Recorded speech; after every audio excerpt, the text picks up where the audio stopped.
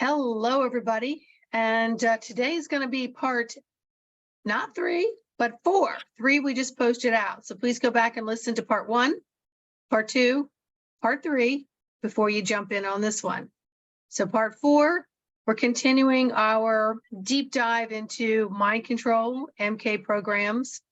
And we have the beautiful Miss Salini, the goddess of love and feminine power, and somebody who was able to go in and deprogram herself and surfed through a whole lot of crap and lineage to get to where she is now. And she's been kind enough to share. And a lot of it is emotional, because even when you stir up things you think you resolved, it stirs up current feelings of, this is uncomfortable. So I just want you to listen with compassion. So welcome back, Salini. Thank you. My darling. So glad to be with you, Sandra. Oh, it's so nice to have you. It's so nice to have you. So we're going to talk about some electronical interferences here in a little bit. The first thing I wanted to ask was a question that had come up was, you had mentioned in, I think, at least part 2 and part 3, that in order for a Mason to marry, they needed to marry someone from the Eastern Star. And could you explain what is that, and how would somebody know how to find somebody that's from the Eastern Star, and maybe someone who's trying to figure out if they are an Eastern Star now, or how could we share that with our viewers? Well, I am not in the Eastern Star, and so I can't tell you what they're doing behind closed doors, but what I can tell you is that it's definitely part of the Masons, and that it's the female arm of the Masons, although there are some men, I think, in it too. They claim to be spiritual, they claim to follow Jesus, but in order to marry a Mason, you have to be in the Eastern Star, and then the Masons go on and do sex trafficking. So I don't really think that they're committed to Jesus or spirituality in any way, shape, or form.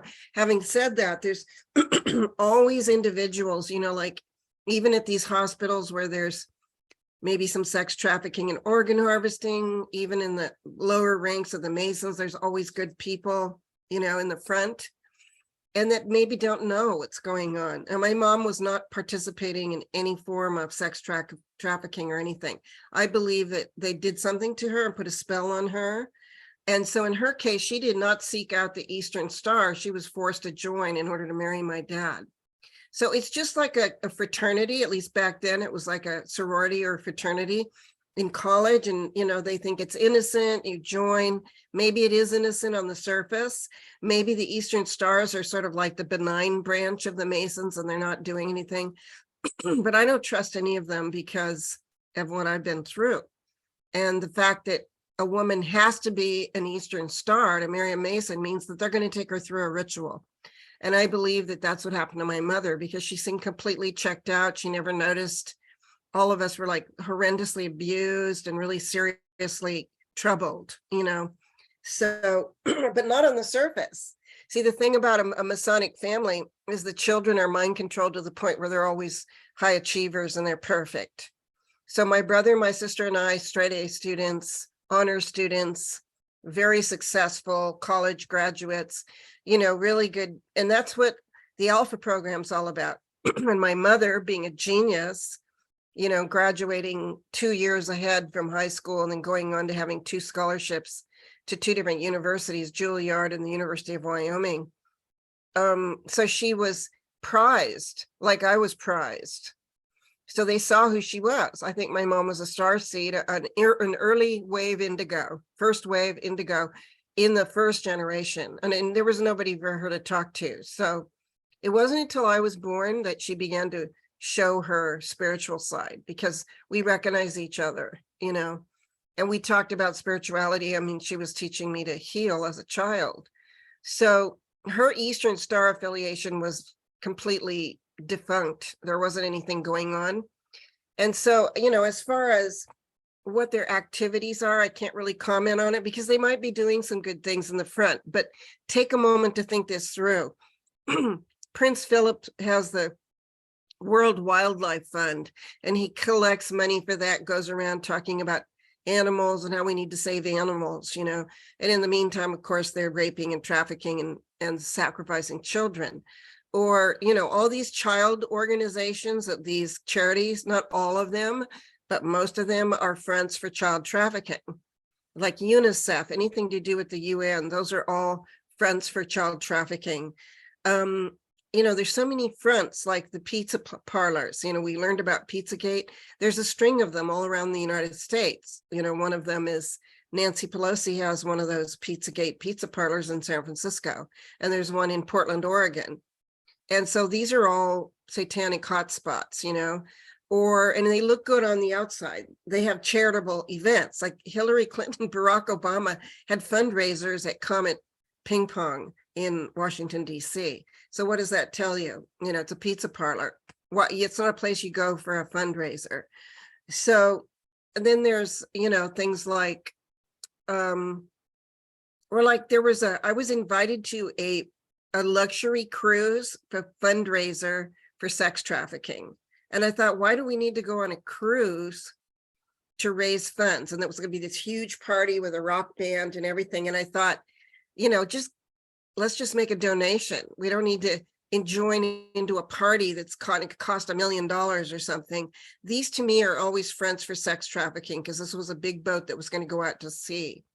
So, you know, what I'm just saying is that Eastern Star could be a front for other things, but I can't verify it. So it's just a theory. And, you know, I don't trust any of these anymore. Even like we're even finding out things like the Boy Scouts and other places, you know, the boys are being molested. I was a Girl Scout. I never was molested in the Girl Scouts. I was also a member of the Methodist Church, and that was a safe place for me. Nothing bad ever happened there. So, you know, it's a toss-up, Sandra. You know, it could be good, maybe not.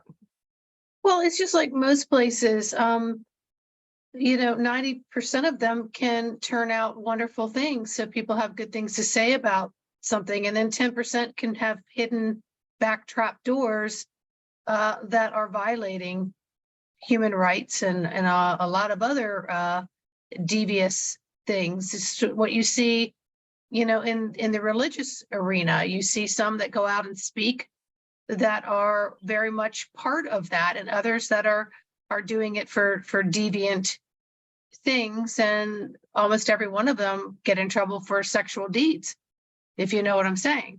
Yeah, and then there's So like Haiti, you know, yeah, wherever there's a natural disaster, they start a charity, but in reality, they're trafficking children. And absolutely. they do that on purpose. They make these natural Yes. disasters on purpose. Yeah. Yeah, I hear you. And then, well, thank you very much for answering that. It's enlightening, and being honest about it, because you don't know everything. You just know what you had to go through, and that was a lot.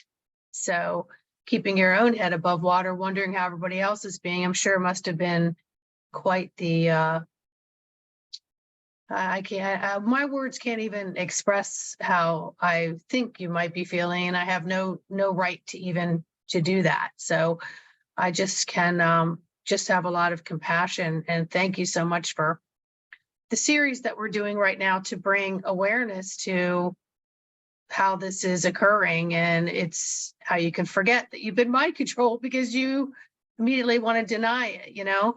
Oh, it's so much deeper than that. We can talk a little bit about that. Yes, and I want to talk a little bit more about that. Absolutely. And so the other was another question that had come up was, whereabouts in your life did you realize that you had been programmed and wanted and were beginning the process to deprogram in your awareness?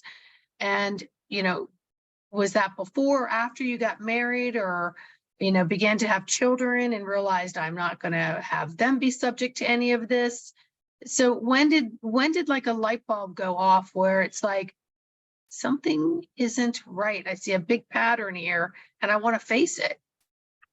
Well, it's interesting you asked that, because I think I came in with that understanding.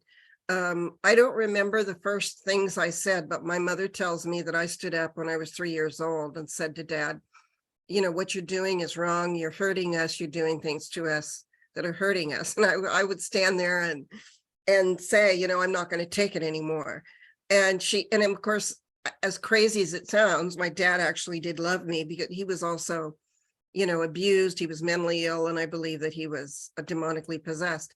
And that would usually touch his heart, and he would be embarrassed. And I can remember one time I did that when I was about 9, I think. And I said, Dad, why do you, he used to force us to stand naked in the living room, and he would beat us with a board. And I'd say, why do you feel the need to do that? I mean, just tell us what we did wrong, and, we will honor it. And he said, I don't know why I do that. I feel like I have to get to the skin. He said, I think I'm not a very good father. I mean, like, he was really trying to figure out why he did it. He said, I don't even know why I do that. And I said, well, don't, because we don't need it. It's unnecessary. And so I was doing that as a child, but not remembering the real deep trauma, which is, the MK-Ultra trauma-based mind control, which starts the day you're born, by the way. And in some cases, it starts while you're in the womb. I mean, if I don't, it'd be so hard to explain to you everything they do, but they will actually beat the baby in the mother's stomach, so the baby is born traumatized. They want the adrenochrome immediately, so they will traumatize the baby in the mother's womb. Now, that I don't really think that happened to my mother, because she wasn't, in some kind of a situation where they were taking her away and beating her and stuff like that. She was at home or working. She in our family, it was more about money. It was not about Satanism. My dad was not a Satanist. He was interested in always being really wealthy. So he wanted her to work, and then he would go out and, I don't know what he was doing, some kind of white collar crimes, because why did he always have so much money? He might have actually been selling adrenochrome, which is something I would never know. I just know that it feels to me like that happened to me, in the back of my head there. So to answer your question, I started to feel that something was wrong as a teenager, and I asked my mom to take me to counseling. And of course, you have to remember, Mrs. Takata was working on me from 9 on. So I was getting Reiki treatments all the time from the age of 9 until I left the house, and then further on. And that's when the healing begins, even though you're not necessarily aware that you're being healed. So people that are being healed don't necessarily remember their trauma. They can be on the table. They can even go through a release that's like throwing up or having a cramp in their back or something that is trauma related, that they have no memory of the actual trauma. So when I had my first memories, I was older, and it started as a dissociative event, and where I thought I was in another dimension, and I couldn't figure out, why didn't I couldn't talk to anybody. Nobody could hear me. I couldn't hear them. And so you don't necessarily see the trauma, but you feel something. And then I felt body memories. I've had a lot of body memories before I had the actual memory. So I felt like someone was sitting on my chest. I felt like somebody's beating me back here, and there's nobody in the room. So these are body memories that are preparing you for the actual visual memory. You can also have a smell memory. So sometimes I would have horrible smells, or sometimes you have a flashback. In my case, every time I go to bed at night when I was little, I would scream and cry because I knew that once the lights went out that I was going to get abused. And of course, everybody was mind controlled in the house. So nobody remembered any of it. It was really hard to dig that out of everybody later on. It's like, you don't remember all that stuff that was going on. That's how deep the mind control is. So fast forward to, I think when I began dating my future husband, I started to feel safe, and I started to have memories of my father molesting me, just my father first. And then later, it wasn't until later when we were separated that I had the full memories. But in between, I became a Reiki master. So the Reiki mastership is what made it possible for me to have my full memories. So it unlocked my amygdala and my brainstem and all the places that were literally shut down by the process of trauma-based mind control, which is very specific to the brain and the brainstem and the brain. They're trying to get to the amygdala, where the memories are stored and where the emotions are stored. I was looking for that chapter. So they have something which I call the trauma codes. Let's see, do I have this? It's the next one over. The trauma codes are, my word for how they actually go through the process of traumatizing your brain so that you cannot remember. And I'm telling all of you people who are listening, it's way, way, way, way, way, way more horrible than you could ever imagine.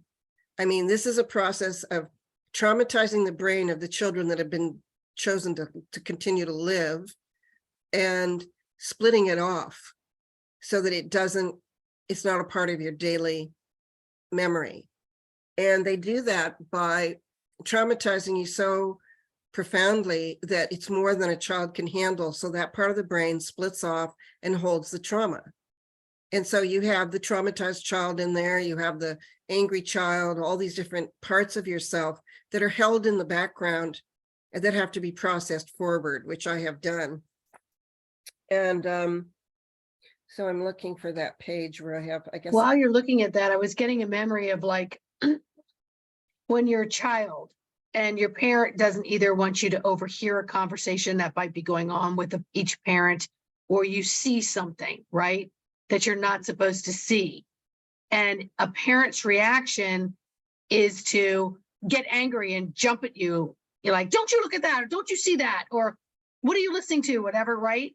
And then the child, even though they may not have really seen something or may have seen part of it or heard something or part of it, what they remember is just being screamed and yelled at and the blur of that and that trauma versus what originally occurred. And, it just brings back memories of like my mom doing like Christmas presents, right? And you happen to walk in the room and you saw something, and then she's scrambling to hide the gift, but then she's yelling at you like, why did you come in here without knocking? And then you're all like, what? And you get all flustered, and then you forget what you even saw, the whole Christmas packages. Right. You forget that you saw it. All you remember is you're getting screamed at because you did something wrong by coming in the room. So that's the trauma you walk away with, not what originally occurred and what you saw. So that just got brought up while you were saying that. Mm-hmm. Well, what they're trying to do is to create I'm looking at my book here just please. to refresh my memory here. The creation of this, they want to create an amnesiac barrier. So they're creating actually a chemical barrier in your brain between what really happened to you and your persona out into the world. So the creation of the amnesiac barrier is really critical. They do that by warping the synaptic pathways.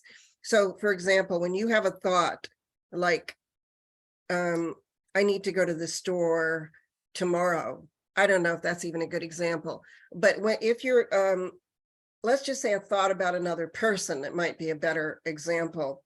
If they can warp your synaptic pathways and get you to reverse your thinking, which is what, if you listen to Satanists, everything's reversed.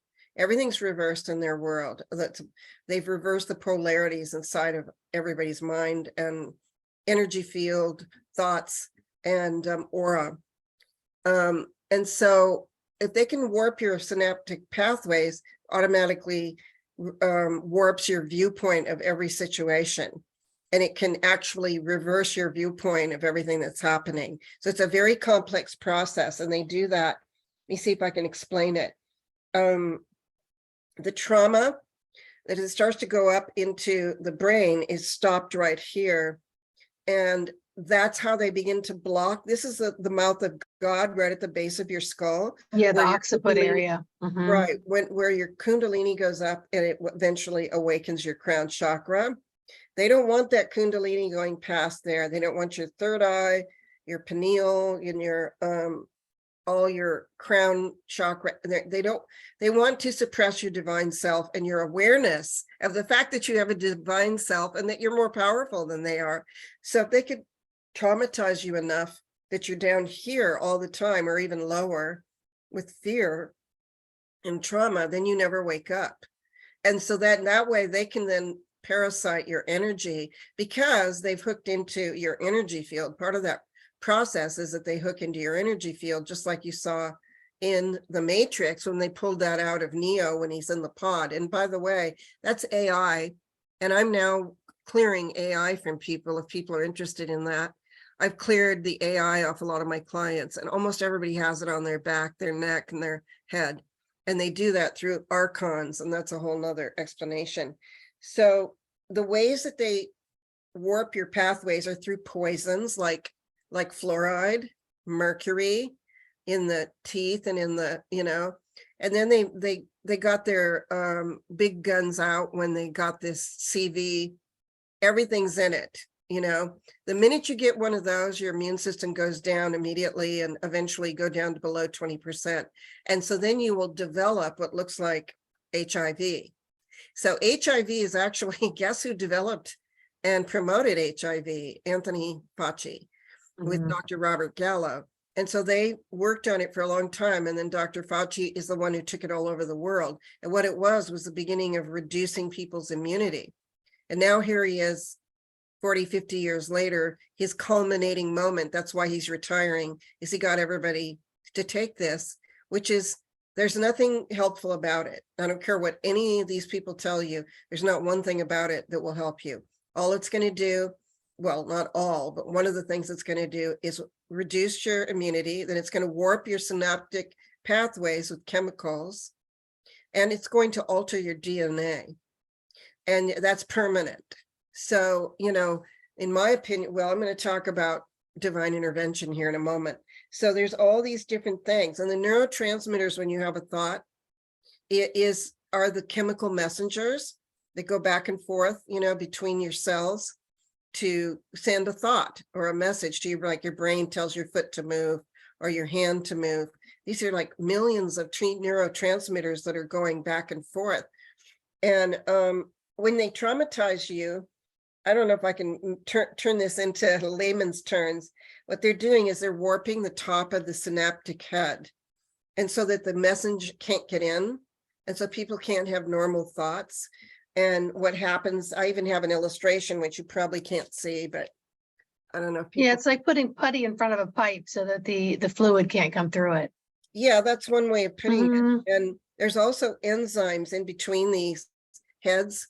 So that, the messengers are supposed to go back and forth between these heads, but they have all this warped, and they have enzymes. They've taken those out, replaced them with chemicals, all kinds of things. So when you're detoxing, you have to detox your thoughts, your brain.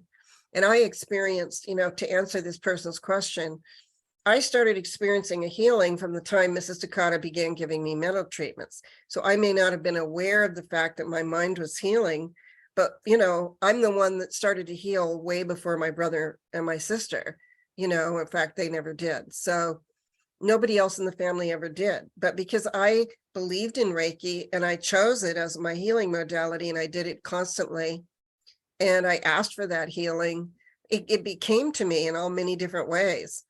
So Mrs. Takata made me a Reiki master. And then during that period, well, before that, you get second degree Reiki, which is mental and emotional healing. And that's when I really had a major release, was at second degree Reiki.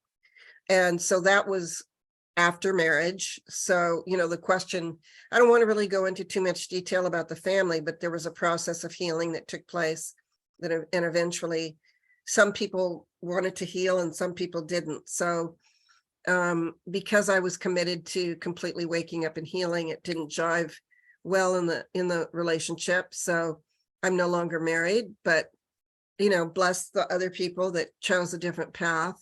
So for me, in the course of me waking up, the last part of it happened towards the end of the marriage. And then the biggest part happened actually after we were separated. And I came to realize that he was, remember last time I talked about the 4 directions of trauma. I was seeking safety. I felt safe with my husband. I felt safe. He was never violent or anything. But then I realized that I was suppressed. I wasn't allowed to talk about anything that I'd experienced. I wasn't allowed to heal or grow.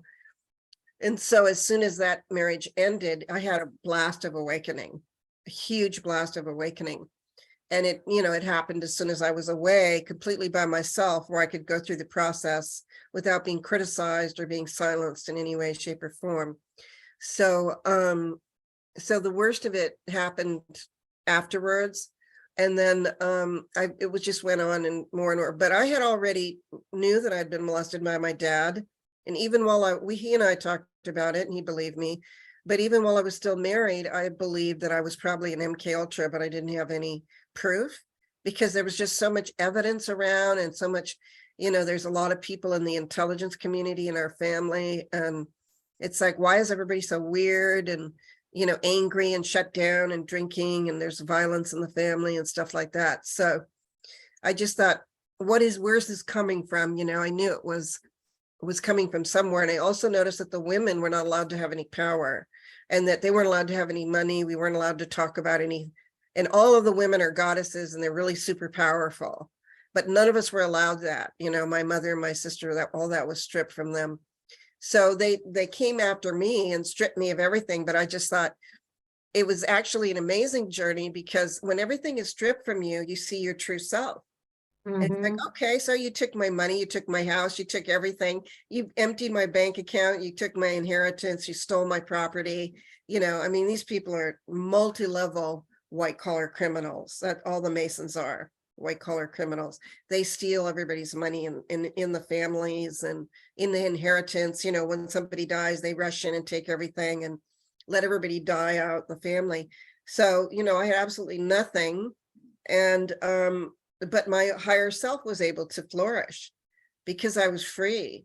It's like, well, you can't enslave me through marriage, through money, through my body. I'm not going to be your sex slave. I'm not going to be your debt slave. I'm not going to be your Shakti slave. And, I'm not going to be your silenced slave. I'm going to tell the truth. So I told my dad, I'm going to expose you. And that has to be done. And we used to talk about it sometimes even, because he didn't really understand what I was remembering that he didn't remember, And so I went on, so it's a long process to answer your person's question. It starts the day you're born. The day that I was born to a mother who believed in healing was the first day that I was going to be healed, but it was also being born to a man who believed in oppression and abuse.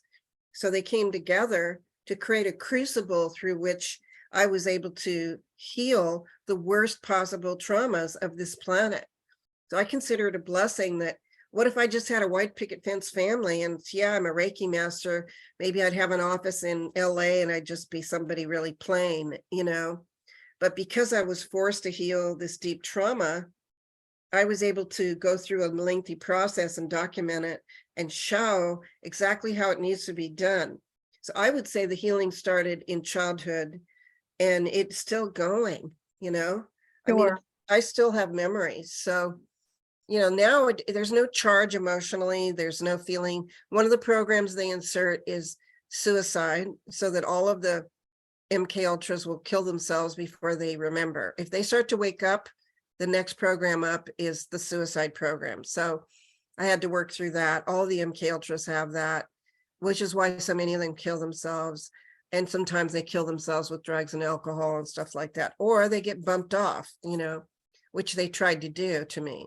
So because I had chosen to be of the light, I have spiritual coverage. It's like insurance, God's spiritual coverage and a maximum policy on me, because I'm a starseed and my programming was not to be killed. My programming is to help humanity. And I have to thank my abusers, because they showed me what the abuse looks like. And then I thank my mother, and then Mrs. Takata and all the healers showed me how to heal that. And then my soul was called to that mission. So, every step was sacred, every step was divine. And I don't, it hasn't been much fun, I can tell you that. But there you have it. It's ongoing. And both of my daughters are very powerful goddesses. Everybody's on their own journey. Everybody chooses what their journey is going to be, by the way. It's not random, it's not by accident. It's both karmic and it's dharmic. So everybody has a divine mission, which is your dharma, your cosmic blueprint.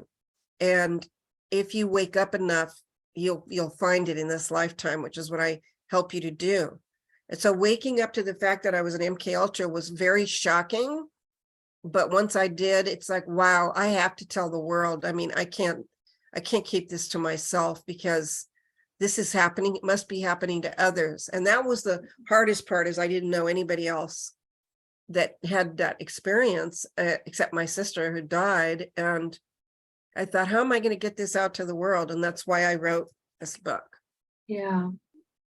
Well, that's that was quite the mission you chose, pre-incarnate, Yes. Salini. That's a huge one. And what you just said back there about, healing yourself is healing the planet. It just goes back to hitting home that we are one, and what we can process through ourselves is not just our personal stuff. It also helps others, and it also helps to absorb the multitude of things the earth has taken on, and we are here to release a lot of that pain. And you took on a huge one, and I'm so glad that you're here standing and that you're able to write through it. And I know you're on your second book, and there's so much inside of you that you can share now. And I know it's very different. I want to be able to say this to the viewers. It's very different to just talk about something that happened. But when you tap into how you feel about it, it's super different, because when you really talk about your feelings, you're so vulnerable, you don't think someone's going to understand. So you just have a tendency to just sort of squelch it. It's like, I can tell you, but if I go into the feeling of it and in the description of it more, it's very squelching, because people aren't going to really understand or fathom what it is that you've experienced on those levels. So Well, thank you for sharing that. I know this isn't all fun and games for you, but I also know that it's helping you go through your second book too. well, the stages of removing mind control is incredible. And I can tell everybody right here who's listening, you're all mind controlled, and you're still at level 1 or 2 or 3. It goes down very, very deep. And when you first have, the first breakthrough, it's very emotional, and then you want to tell everybody. It's like, how come this happened to me, and who did it, and why did you do it? You go through a lot of outrage. And with my clients, I see that when they're really outraged, and I was very outraged, and I wanted to yell at people, and then it's like, nobody cares, it's like, it's my journey. That was really hard. I thought, what if nobody cares? I have to give a shout out to Laura Eisenhower. And she's the one who brought me into prominence. And this is how the goddesses support each other. And she'd been following me for years, and I wasn't even doing anything. I hadn't even written my book yet. I don't even know how she found me, but It was meant to find you. Yeah, well, maybe on Facebook. I don't even know the first place I posted somewhere that I had been in MK Ultra, but she found me. And it was actually a prophecy I had many years ago, said that there's going to be a famous talk show host is going to promote you. And I didn't know who that could be, Sally Jesse Raphael, I don't know. And then Laura calls, and I remember the one video we did, it was just like a landslide of customers after that. And she continues to be a goddess supporter, big time, as we all know. She's a very special goddess, oracle, divine mother energy on this planet that is very pure. Her heart is very pure.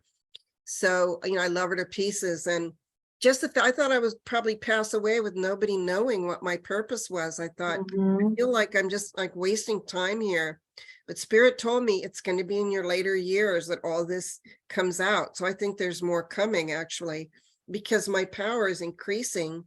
And when I say that, what it really is I'm discovering my true self, and it just expands my power the more and more that I do. So, and my healing is affecting the rest of the family positively, those who choose to heal. I mean, we've lost a lot of family members who will never heal, or they passed away. But, I'm happy to say both of my daughters are very powerful. One is a psychic and one is an astrologer and an herbalist, and they're just dynamite, and they're both on my website. If somebody wants an astrology, reading, you can call my daughter Erin. And if you want a psychic reading, go to Ronnie. Goddesses, we line up, it's like, Yes, we do. It's a We lineage. do. It's interesting because, Laura lived here where I live. And we know a lot of the same people. But the funny thing about Laura is her great grandfather bought my great uncle's farm Really? in Gettysburg. Yeah. And so my family doesn't really talk about it that much, but yeah, some of my older, my mom's cousins can tell the story of them driving up and approaching them to buy the farm. So when Laura and I got together to do a show and my chart and stuff like that, is like, what a small world that we live in. And she is somebody that's helping a lot of people. So I'm very glad. I'm not surprised at all that she found you and reached out and helped to open you up to this platform too, that you can not feel like you're alone and you can share Yes. everything. And the fact that you also went through ancestral stuff. So now that your daughters are much clearer and cleaner too. And that helps our daughters. So I know when I all of work on us. myself, I know it helps my birth children. I know it helps other people's children Right. and sisters and brothers. And it's because it's not all about you. It's all Yeah. about you doing the work, but it's not all about you. And so we get very narrow minded, like that's my journey, that's my business. It's like, no, if you can work on that, you can see that it's the collective's business, and it's what we need to be doing here to help clean up Mother Earth, one person at a Laura time. was the very first person who acknowledged that I was a targeted individual. Nobody believed me. And you have no idea what it's like to be targeted for years and years, targeted for death, targeted for suppression and oppression, targeted for financial ruin. That's what they do to the powerful ones, the true speakers. They target you for financial ruin. My family sued me over and over and over and over and over again, as many times as they could. They tried to remove me from the will. They tried to take they did take my bank account, my divorce settlement, everything was stripped from me. Even my house, so I became homeless. And of course, they're all multimillionaires. All of them are super wealthy. So they want to crush you, and this is the patriarchy, the misogyny that has been instilled in this planet since the time of Jesus Christ passage. So the fact that's a whole nother interview, but I'm going to say it, that there were 13 female disciples and a whole group of female Essenes, along with Jesus and Mary Magdalene, that were just as powerful as the 12 male disciples, and it's time to talk about them. Yes. This is where this oppression of the feminine really kicked in. Jesus was a feminine supporter, he married Mary Magdalene, and so they had to escape to France just to survive the oppression, and all of the Essenes were slaughtered. But my daughter has told me that she has a lot of clients, psychic clients, born now, who are reincarnated Essenes, and that they have been arrived here to deliver all the Essene truths that were blocked during that time. Mhm. So, I wanted to share a little bit more about the what happens and what they do. Yes, please. It's really important for people to understand that the minute that you arrive, your mind is wiped. Like nobody remembers, very few people remember when they're small that they're divine. Like I am a devotee of the Holy Mother Amachi, and she knew when she was a child that she was here to help humanity. She is an avatar, she's really a divine master, a divine mother. And she would fall into trances when she was a child, and they thought she was crazy, and her skin was darker than everybody else's, and they thought she was an untouchable. But in reality, she was meditating and bringing the light into the community. And she kept telling them, there's going to be a day when I will have an ashram here and we're all going to have all the money we need. But they kept trying to marry her off, And so very few people are born with that awareness, but she was. And the programming here is to wipe your memory of who you are. And the programming is to capture your sacred Shakti, your divine energy, as quickly as possible and funnel it to the parasites. So it's really important for you to master your own emotional responses and mental thoughts, because that's how they capture you.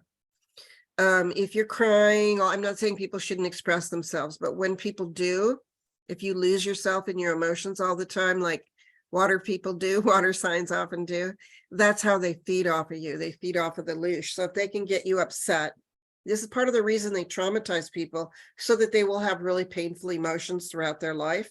And then they glom onto you and they feed off of those emotions because they're disembodied. They're completely disembodied. They don't have a body. So they just feed off the energy of your emotions, which is the life force. You know, your emotional energy is creative. It's a life force energy. So they can see it and they hold on to it and they glom onto it. So there's that. The other thing is, when they can suppress your amygdala and partition your brain through trauma, and then close down your synaptic pathways and warp them so that your thoughts are perverted, then they can have you create the world they want through your thoughts.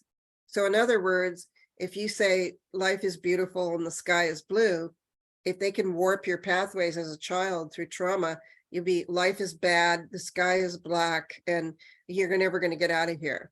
And so they're programming your brain to change the thoughts so that you're always in a negative mental state. And I'm sure we've all seen that. There was a time when I was very negative.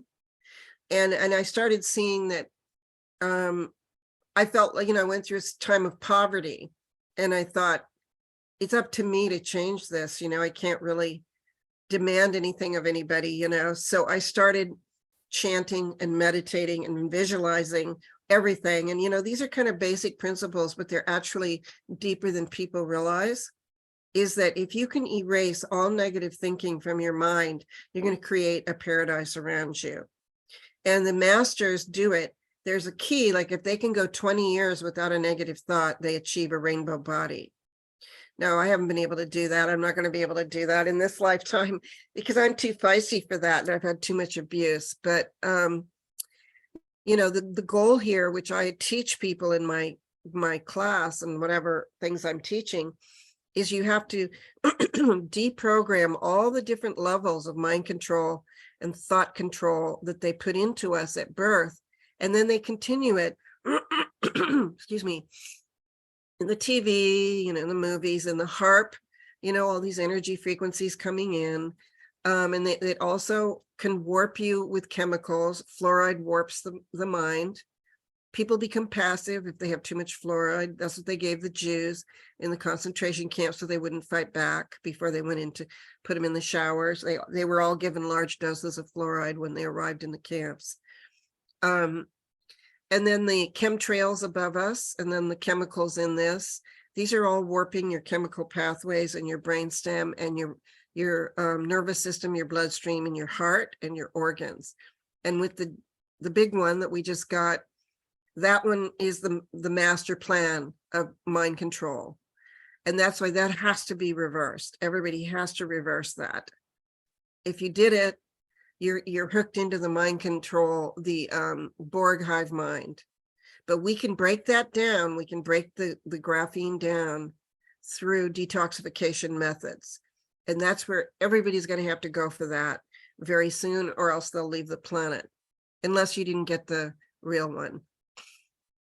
So there's layers, Sandra, is what I'm saying. There's layer number 1, they wipe your brain when you come in here. Layer number 2, worthlessness. They teach you to be worthless through thoughts. Then school, worthlessness, worthless information, self-hatred, divisions between ethnic groups and men and women and stuff like that. And they're constantly harping on racism out in California and in the liberal community. There's no racism. I'm not saying nobody's ever experiencing it anymore, but it's being overcome. We're overcoming it. We don't need to, when the more they talk about it, the more you're stimulating that energy. Yeah. Living here in the South and living, with diverse people. My neighbors are all of different ethnic groups and different countries. I have a Ukrainian family across the street. Nobody's arguing. Everybody's got jobs. Everybody's doing fine. And That doesn't mean there isn't oppression or racism. What I'm saying is the more they can talk about these things and get them into your thoughts, the more it becomes a reality, because your thoughts create this world. So the big thing I want to say about this is that you're living in a thought matrix, folks. In case you don't know where you are, this isn't real. It's a matrix. And this matrix ends when all thoughts of everyone on earth are purified and integrated, and we are become one within ourselves. Like, I see myself becoming increasingly one, unified into one whole, and becoming part of the one mind. Now, I experienced that when one of the times I went to the Holy Mother Amachi. I had a bottle of the Ganges River. Somebody had brought back to me from India, and it had been chanted on by 40,000 mystics, monks, swamis, and yogis for 7 days. And I decided that I wanted to drink it because I wanted to have a samadhi. I wanted to wake up completely. So I went to Amma's darshan. It was a Devi Bhava night where she changes and becomes the goddess. And I got down in front of her and I drank it. And I went into, within 15, 20 minutes, I left my body completely and went floating out into the universe. And I was able to hear the thoughts of everybody in the room, including her. And I realized that I was in the one mind. And I asked her in that state, and I couldn't move my body at all. I was asleep not asleep, but prone on some chairs. And my friend was with me watching my body. I told him to watch out for me. And I asked her in that state, I said, is this the experience of the one mind? And I'm looking down, and she's on the stage giving people darshan. And I saw her look up and go like this, and then go back into, what she was doing. And I thought, this is what it means to be one with humanity. So then I went out all over the world, and I went to South Africa and South America and Europe and Asia and all these different places. And I listened to the thoughts of people all over the world, and I realized that I could do it.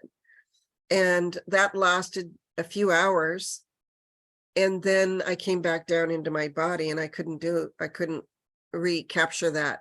But what I realized is that with the chanting, the higher level ceremonial type chanting and ceremonies that they do in India, you're going to leave this matrix.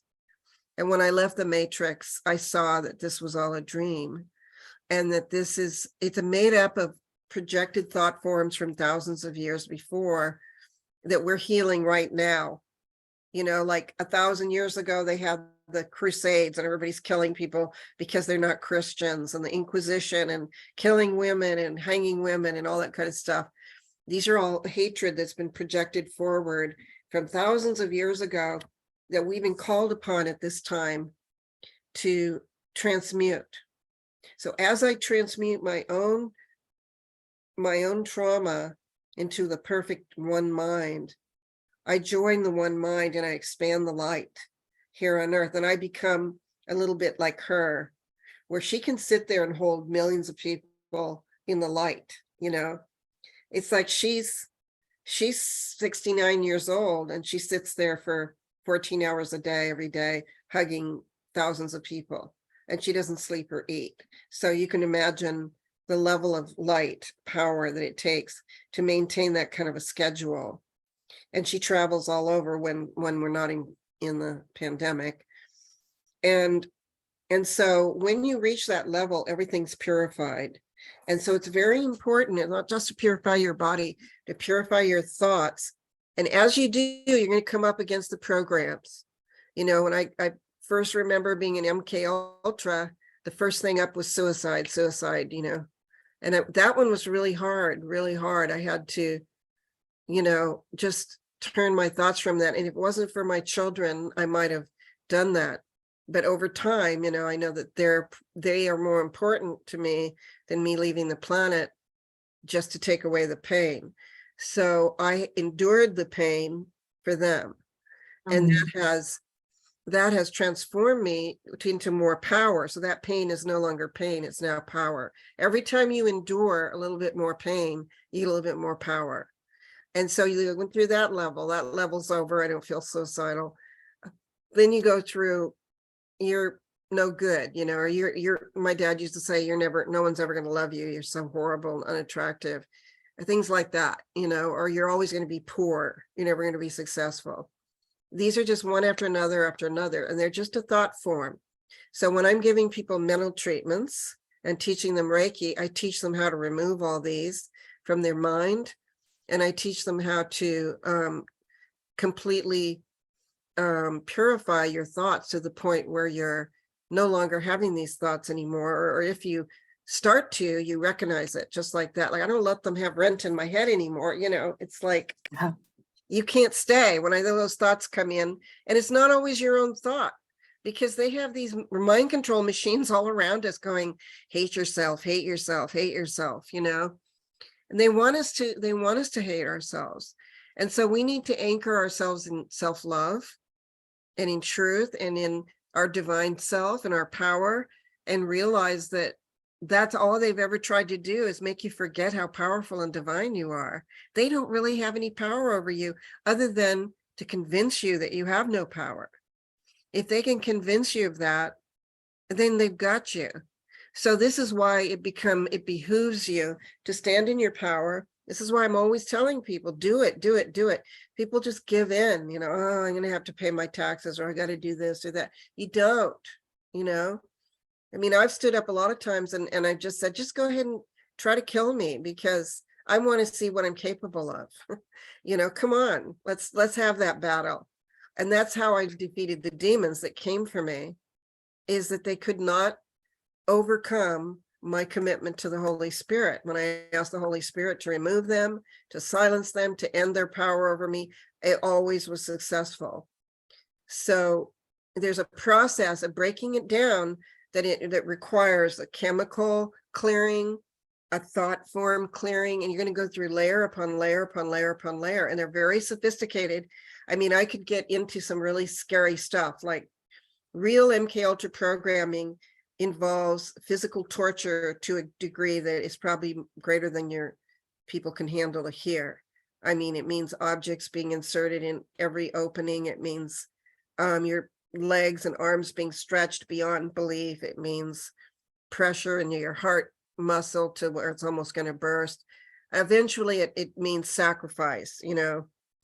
And in order to avoid that, you have to summon the Holy Spirit. You know, when you get up against the worst of the worst of the worst, you have to summon the Holy Spirit. And that's when you get liberated over and over and over and over. So, you know, the process is very detailed, and I have a lot of information here, and I'm going to talk more about it in the book I'm writing. But you need to realize that your trauma is your transformation. You were traumatized so that you could transform, so that you could choose not to be that way anymore. Because this has been going on for thousands of years. You've probably been traumatized 25,000 times, or maybe you traumatized other people 10 or 15,000 times. We're all going through layers of reclaiming. We fell in consciousness when the battle in heaven occurred. We fell to earth, and this is a low density. You have to reclaim the high density, the high frequency, not density. You have to return to the high frequency. And that's done through step by step. I have people chanting, taking Reiki, doing mind control clearings, doing thought transformation, doing purifications. There's all kinds of steps you have to do, you know? So I can imagine that's what people need to hear from me, is what's the solution? Yes, That is please. the solution. And you know, I can't say enough about chanting, because when I got to the point where I thought, I'm going to go crazy, you know, I can't, there were certain things that were being done to me in my workplace, and where I thought, I'm going to just flip out here and I'm going to punch somebody in the face or whatever. I've had some really abusive bosses. And I started chanting. I started wearing headphones at work and chanting years ago. And I noticed that it would change the environment and it would change the people. Then I started sending them love, you know, more and more love. The people who hated me the most, I started envisioning them surrounded with love, and me holding them and holding their heart. And those were the ones, I can remember 2 women in particular just hated me so much. And I just kept focusing that they were inside of an iceberg and that I was melting the iceberg. And when I got to them, I would hold them and I'd hold their heart and tell them how much I loved them. Well, needless to say, when I left those 2 jobs, these 2 women just freaked out and cried and said, "We don't want you to leave. And I never told you how much I cared about you." And of course, they'd been telling me how much they hated me. And this is how it works. This is what Jesus was doing. You know, everybody hated him, but inside, all he was love. And so against the hate, you have to push the love. You don't react to the hate, you have to push the love. And that doesn't mean you engage in some bad situations. It just means that when it comes into your field, you have to transmute it back. You have to constantly transmute it back. And that's what I had to do. Even as a child, I had to do it. Even as a child, I kept saying to them, why are you so full of hate? We have to love each other. And so I didn't even understand why I knew that, you know, but I think I was born for this, and I was born awakened, and that it's reached this point now where I can articulate it in a way that is clear. And that's why I wrote the book, so that people would understand this is a very involved transformation that you're all going to go through. And when we have the divine flash, and it's going to happen, you're all going to be thrust into your transformation. And you're going to need to go through stages. And that's why I went through and put these 22 steps in the back for people. You know, back here, I don't know if people can see it, but I have 22 steps for transformation, which you can get on my website, some of them. And so that it doesn't have to all happen at once. And this is why, you know, they're going so slowly, transforming us, because when the light comes in, some people won't survive. It's going to hit them so hard, they won't survive. And that's why the energies are trickling in slowly, but we're being moved up, and then it's going to come, I don't know, maybe it's going to be an internal event, like an internal flash of awareness and power and light and love. And the world is going to be different. Yeah, I mean, I always see visions of like the crystal light within the cells, and then it's almost like we're transmitters, right? And so you can't just be flipped on as a power source right away. Just little ones are lighting up, awakening, so that you can evolve and then ascend in increments, so that you can have time to hit a landing pad, focus, integrate, be ready to go to the next one. And then I see the flash as something different. I see it as an energetic echo from way up, way up, coming down through the planets and through individuals and this planet and so on. So I see things in a visual way. So everybody describes the flash a little bit differently. But I do want to hit the point that you were talking about there, is like everybody to some degree is under mind control. Mm-hmm. And so your course and the work that you do is not limited to the horrific events that you went through. So there's no like trauma scale that you need to be on, that this course would be great for you. It's even if you remotely think that you might be to level 1, right? Or you've had some trauma that you remember and you want to work through, or there's been something that's happened in your lineage that you know that you've heard stories and you feel about those stories, or whatever it may be. This course is for people because it's only going to allow you to peel the levels and the layers to move forward and transition into the next level and layer. And it's only going to enhance you, period. Sorry, I'm Irish, Scottish, German, but I think I got Italian hands going there. So this course is for everybody. Yeah, Is what you're saying here. There's more courses coming. I have a mystery school. I've got a few courses up and there's more coming. But what I would like to announce now that you mention it is that I have Reiki 1 online, the 29th and the 30th of December. If anybody would like to take it, you purchase it on my website, and it's going to be a live webinar, a 2-day webinar. So there's many spaces as people want to come because it's going to be on Zoom. And Awesome. yeah, it's going to be great. And I'm going to help people because the attunements really are what change people's lives. You know, it alters your energy field. So when Mrs. Sakata gives me an attunement, it breaks up some of that trauma and then breaks up more and more and more and more and more. Every time you get an energy healing from somebody who knows what they're doing, you're going to break some of that up. But Yeah. at the same time, if you have some chanting of sacred sounds, ancient sacred sounds, sound healing is very powerful. And Yeah. chanting sounds that are ancient sacred sounds is very powerful. And that's how I really got through. It walked me through some of my worst emotional pain. And so there's all these different stages, and you can get some of these courses right now. I also have pujas. I do pujas on a regular basis. We've got an abundance puja coming up, which you can purchase on my website, and it's not very expensive. And so then I take a couple days out a month and I do pujas, which are sacred ceremonies, fire labs, and chanting. And then I include the person's name in it who's been purchased it, and then that transforms you.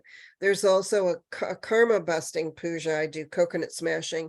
I'm going to do a coconut smashing for Christmas if anybody wants one, and that it breaks your karma. Not all of it. I mean, these are things you have to keep doing. Sure. I've tried it all. And Yeah. It sounds to me like you've got coconut smashing. Who would think about that, right? But that's very powerful. I know for me in the 90s, I got certified in Reiki, Sikkim, and Sikkim. And it changed my life. It changed all my energy work and the healing that I did. And I mean, I went on to do multitudes of other Reiki modalities, and just symbols and activations, not just Reiki, but other things. And I know for me how much it's changed my life, and just doing the activating symbols on my clients, even though they may not be having a Reiki session with me, they may be having something else, I will always infuse with whatever symbol comes that's necessary. So I get why you're so passionate about Reiki. I'm glad that you can do a whole Zoom thing. I'm not technology expanded yet. I hope to be, and then I can reach more people on my platform. But kudos to you for mastering some of that. did you take the Egyptian form, the Sikkim? Yes. And who was your teacher? No, I had Lil Kilgallen. She was actually a supervisor of a school system here by day, and then shamanic, and then Reiki, Sikkim on the weekends and the evenings. So, yeah, that was back in the 90s when somebody could even say what the word Reiki was. Like, how do you spell that? What is that? And then later I did the basic Dr. Sui, and then I did shamanic Reiki, fire Reiki, blue star, black star. There was I have a whole variety of them. I get them, I get my certificate, and then I just throw it in a file because I'm not big on posting things out and talking about what brand, what is, because everything I learn, I work into my tool belt and my toolbox, and then I can mix it all up and custom deliver it just like you do, which is what we do. Right. Yeah. Well, so the people need to realize that it's possible to transform completely. And that's one of the reasons I think that God wants me on this planet, is that to have an example of someone who went through the worst and is still able to function. And, I went through a bad period, of course, but that's what it takes. But you went through decades, girl. Own that. You went through decades of torture and persecution. And although it's unjust and it's horrific and it's horrible and it's painful, you came in with that contract and you succeeded and you're excelling past expectations. And now you're helping individuals, groups, and collectives, and you're helping Mother Earth. And if people don't understand that you're not just helping this physicality and Mother Earth that you can see and feel. I learned back in the 90s, we also help the guide teams. So the guide teams are here working with you. And once they get through and are able to do certain things, then they're able to graduate and move over to another team. And then someone else comes in and takes you to another level. So I learned back That in the is 90s through happening. Reiki. I know, but I learned back in the 90s through Reiki, Sikkim, and Sikkim when I had many visitors and things. And I learned, whoa, this is not just about me. This healing work needs to be done every day. And if I don't do it on myself, I'm going to find people that I can do it on. And because I'm not only helping them and helping me and helping Mother Earth, I'm helping the invisibles go do what they need to do, whether they're ancestral or they're just your guide team. So yeah, girl, it's very freaking powerful. Well, thank you for saying that, because I'm used to being minimized in my family, and nobody really, everybody just kind of laughs at me and my family. So, but in reality, a lot of what happened to me was for the collective.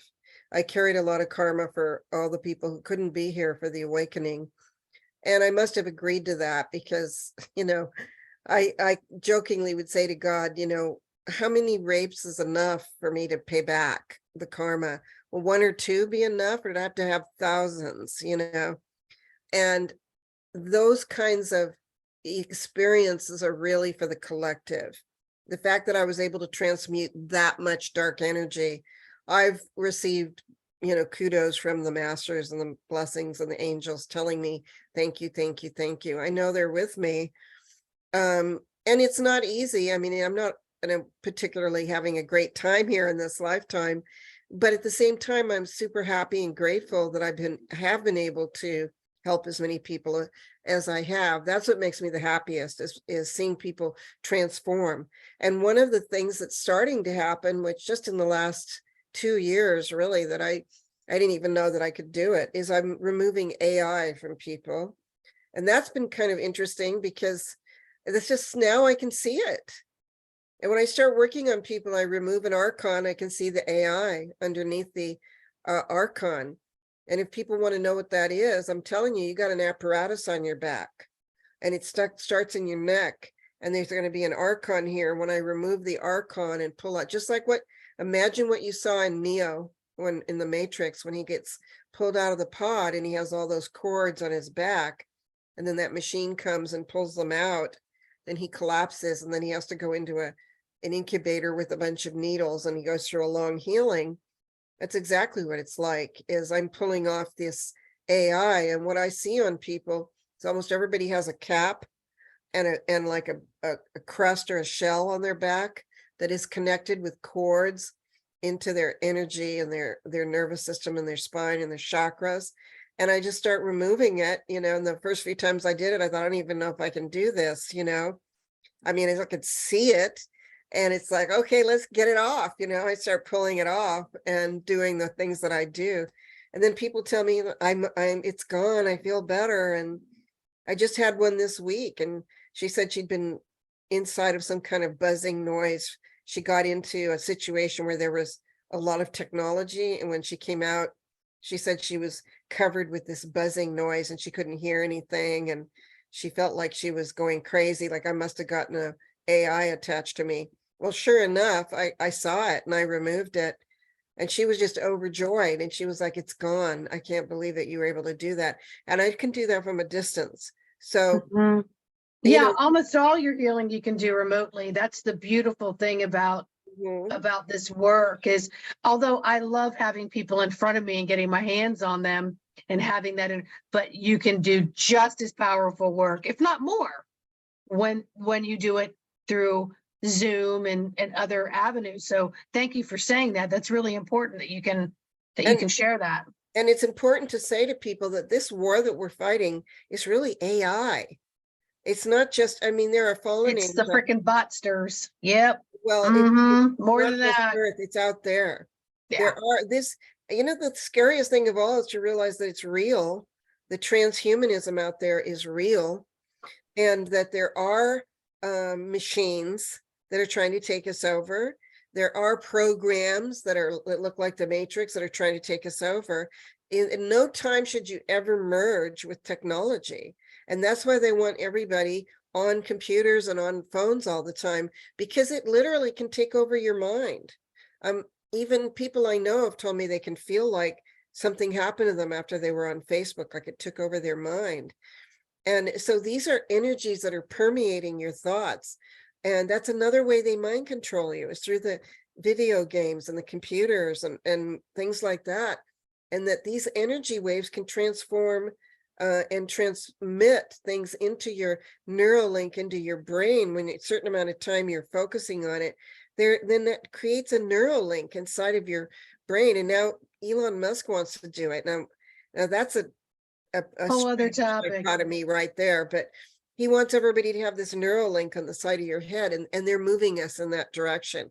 So I'm Mhm. battling that. I'm trying to keep people organic. I want you to be an organic human, organic DNA, natural born human, natural born bloodstream and DNA. Don't let yourself get this. Just don't get it, because all that's going to be really hard to change once it's in your bloodstream. It's not going to be easy. Yeah.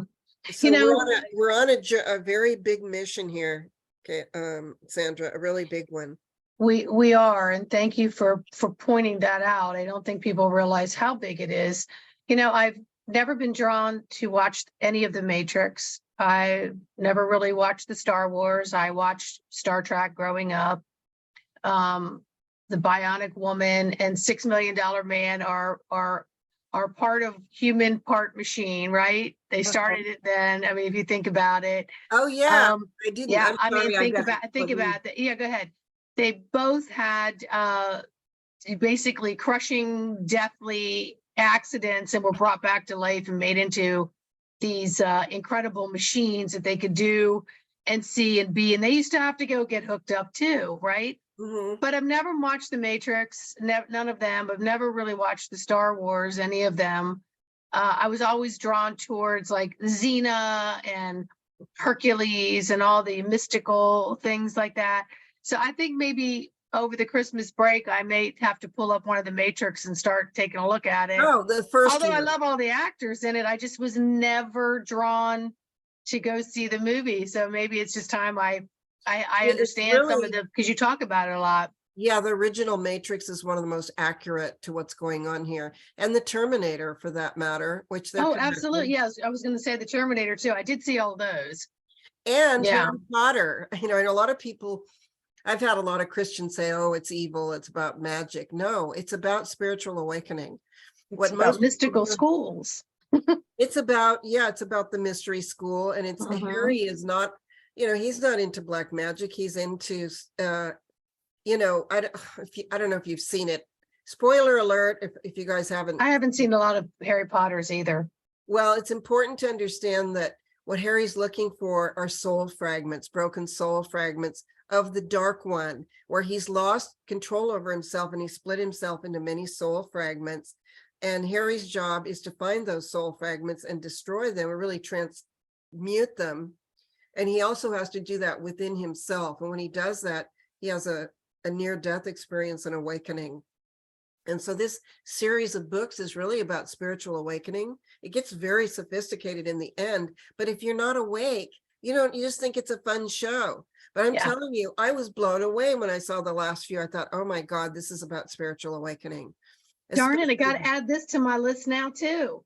The first three, or the first two or three, like the Sorcerer's Stone, the Chamber, you got to watch them all anyway. Yeah. They seem like kids shows.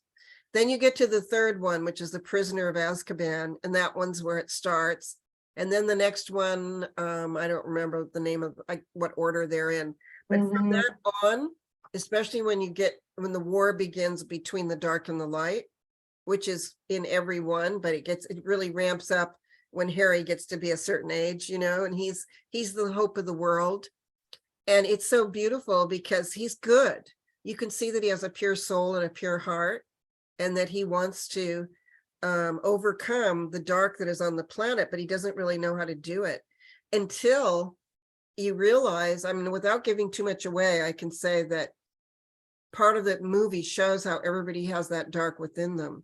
And that when we overcome our own darkness, we overcome the darkness in the world. I can tell you right now, the Anthony Fauci's, Bill Gates, Obama's, all those people are going to disappear when we have healed ourselves within. They're just a reflection. So what I was saying earlier is all these thoughts that we're projecting out, it's a matrix. Yeah. When we heal our thoughts and make them pure, this is going to go away. That's what happened to Buddha when he woke up. He was sitting by the Bodhi tree. All his negativity came in front of him to test him. Everything, every temptation, every thought. And he said, none of this is real. I don't believe in it. I'm going on into the light.